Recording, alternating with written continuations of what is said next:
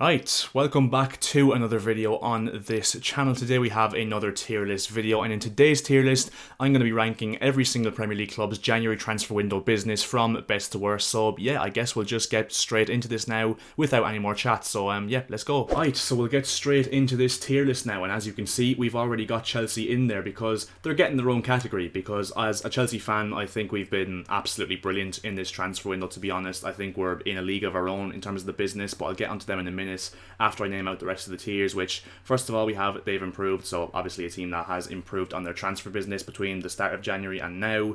Then we've got they did a bit, I suppose. Then we've got meh.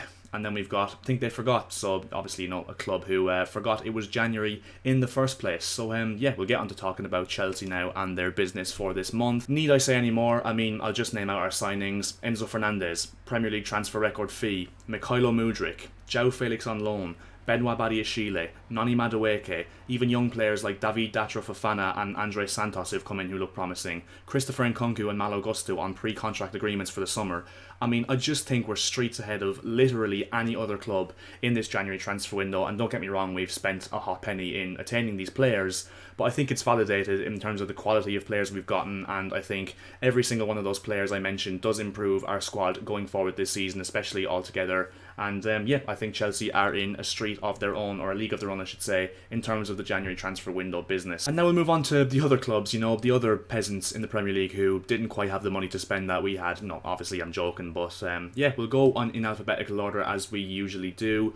I'll go with Arsenal first of all, of course, and I'm going to put them in they've improved, because I think they've simply improved on their squad in terms of where they were before the January transfer window started. Their business obviously includes getting Jorginho in for 12 million, Leandro Trossard I think was about 25, and then the young centre-back Jakub Kiwior as well, who is a promising centre-back and will add cover in that position. And yeah, I think they've done some decent business. I think Jorginho's a really smart signing in terms of depth and competition in that midfield position. I think the same with Trossard. I think he's actually arguably a better player than Martinelli, so I think he will strengthen them overall. And yeah, I think Arsenal are a much better team. I think they're well equipped now to go on and win the Premier League, or more so than they were before the January transfer window anyway. So yeah, I'm putting them in that category. And next up we're going to go with Aston Villa now. A few of you might disagree with this one, but I'm going to put them in meh, because I just can't really see where they've improved really. I mean, if you look at both their signings, their main signings anyway, Alex Moreno from Betis, and a striker, I think his name is Jan Duran or something, he signed from Chicago Fire.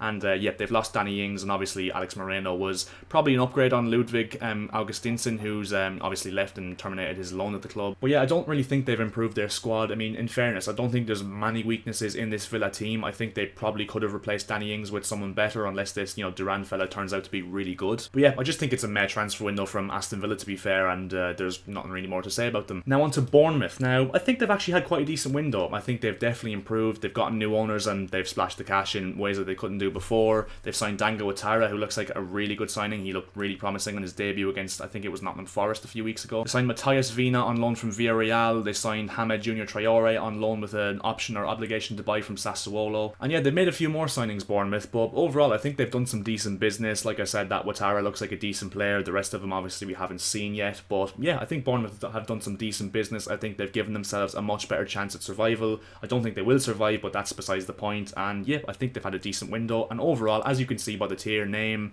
I think they've improved on their squad. And now we move on to Brentford. Now yeah, I've put them in, they did a bit I suppose, because they did a bit, I suppose. I mean, the only real transfer they signed was Kevin Schade on loan with, I think, an obligation to buy from the Bundesliga, and yeah, obviously cover for Ivan Toney, who does look like he's going to be getting suspended at some point between now and the end of the season, so they've done well to cover for him. Whether he turns out to be half as good as Ivan Toney remains to be seen, but they've still gone out and replaced him. And besides that, they've done nothing really. They've kept hold of all their big boys like you'd expect them to do, but yeah, just an average window from Brentford, and I think they've strengthened the only real position they needed strengthening, which was cover for Ivan Toney. Now on to Brighton. Now this might be controversial, because I've put Brighton in meh, and simply because they didn't really sign anyone. They signed a holding midfielder called, I think, Yassif Ayari is his name, and he'll probably turn out to be the next Sergio Busquets in the middle of the park for Brighton. And look, they kept hold of Moises Caicedo, they kept hold of Alexis McAllister, even though he wasn't really linked too far away from a move this January, but they lost Leandro Trossard, who is a good player for them. I know they got a very good fee given the fact he has 6 months left in his contract,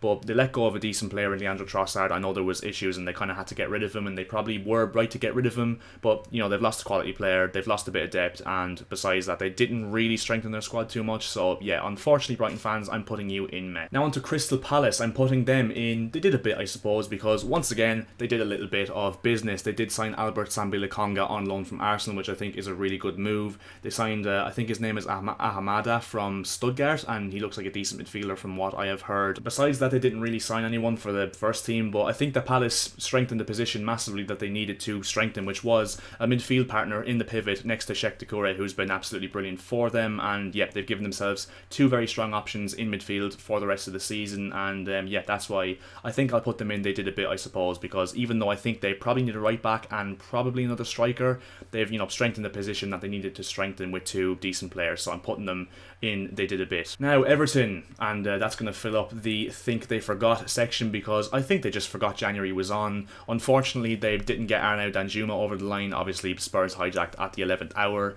so massively disappointing for them, but I can't believe they didn't go out and sign anyone. I think Andre Ayew is rumoured to be going there on a free transfer, but I don't think that's enough, and I know Everton have a decent squad given what Sean Dyche will want to set them up like, but I just can't believe that Everton didn't go for maybe a striker, maybe a centre midfielder, and yeah, that's why I'm putting Everton in that category, because they didn't really do any business whatsoever apart from letting Anthony Gordon go to Newcastle. Now on to Fulham, and Fulham are just another one of those teams like Brentford, for example, and Palace. They did okay. They signed Cedric on loan from Arsenal, they got Sasha Lukic from Torino, a centre midfielder from Serbia, and yeah, they just had a pretty sturdy window. I don't think they needed to improve much, and they just added two decent players that will add to the squad really, and that's why they're in the category they're in simply. And also they kept hold, as you'd expect, of all their good players like Polina and Mitrovic, etc. Now on to Leeds. I think Leeds had a very good window. I like the signing of Weston McKennie. I think he'll add a lot of energy and tenacity into that Leeds midfield. Obviously they massively needed a striker as well with Patrick Bamford's lack of goals, so they got Jorginho Rute from Hoffenheim. They signed Max Vauber, obviously a centre back, which once again they needed, so they kind of strengthened in 2 or 3 positions that they needed strengthening in Leeds. And yet for that reason I think they have improved, hence why I've put them in that position, because yeah, like I said, I think they've improved on the areas that they've needed to improve the most. Now on to Leicester, and they will once again go in that category as well. Leicester made a few decent signings. I think that they probably needed a centre back. They went out and got 2 in Victor Christensen from Copenhagen and Harry Souttar from Stoke on deadline day.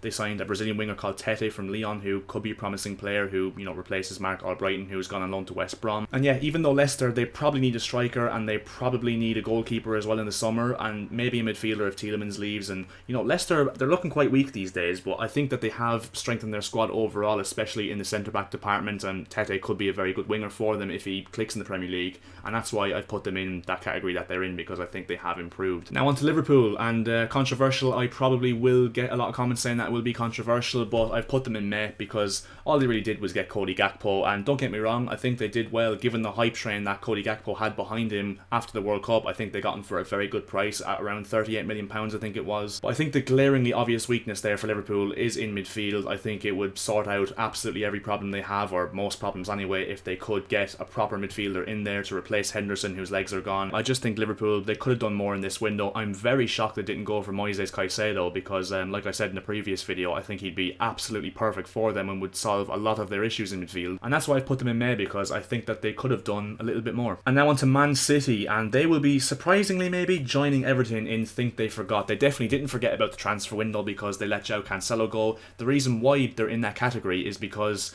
with letting João Cancelo go, they didn't replace him. I mean, I was so surprised that they let him go in the first place to Bayern Munich on loan. I get it if it's a disciplinary thing or whatever, but you cannot let a player of João Cancelo's quality go without replacing him, especially when you're in a title race and chasing an 8-point gap against Arsenal. And besides that, they did nothing in this window. They didn't sign anyone, they didn't let go of anyone, so yeah, just a pretty poor window overall from City. Obviously they don't really need any signings, but just letting Cancelo go and not replacing them is the reason why they're in that tier. And now on to Man United. Now this is a weird one, but I'm going to put them in they did a bit, I suppose, because I do think they could have done a little bit better, especially in terms of the fact that they got Wout Weghorst. I think they could have done a lot better in terms of signing a striker, even though Weghorst will be kind of a decent stopgap towards the end of the season. I think Marcel Sabitzer is a decent signing considering Christian Eriksen is injured till April, but I do think United need a lot more in the transfer window, and you know, they probably will go and, you know, fill more gaps in the team in the summer. But purely based on this January transfer window, I'm going to put them in they did a bit, I suppose, because they did a bit, I suppose, with Sabitzer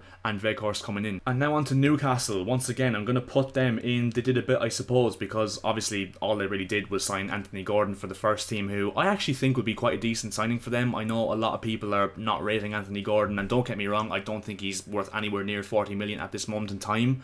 But I do think Eddie Howe could definitely get the best out of Anthony Gordon, and I think that he could very much fit into the way Newcastle want to play, and I think it could be a system that very much suits him. And look, he's a young player once again. He's a tricky winger who can press like a mad bastard, which is exactly what Eddie Howe will want in this team. And besides that, obviously they didn't really do anything. They didn't let anyone go, which obviously you would expect because they're high and flying at the moment. And yeah, that's why I think they're just slap bang in the middle of this tier list, because I think they've done a decent bit of business in signing Anthony Gordon, a little bit of an underrated piece of business, and obviously haven't let any of their key players go either. Now, Nottingham Forest, they're another one joining the elites in they've improved, because Forest have definitely improved their squad. They've gone out and done exactly what they did in the summer, which is just sign fucking anybody with a pulse. They somehow got Keylor Navas in on loan, who will be obviously a very good signing for them in terms of his quality and his experience. I think John Joe Shelby's a decent player, will suit their style of play really in midfield. Danilo is a very good signing from Palmeiras. Same with Gustavo Scarpa as well, so I think Nottingham Forest have done really well in terms of exploiting the Brazilian market in this window. And also, I think Chris Wood is actually going to be a really underrated signing as well. I think he'll be an underrated one, because I think he suits the way Steve Cooper wants to set up this Forest team absolutely perfectly, and I think he could form a very good partnership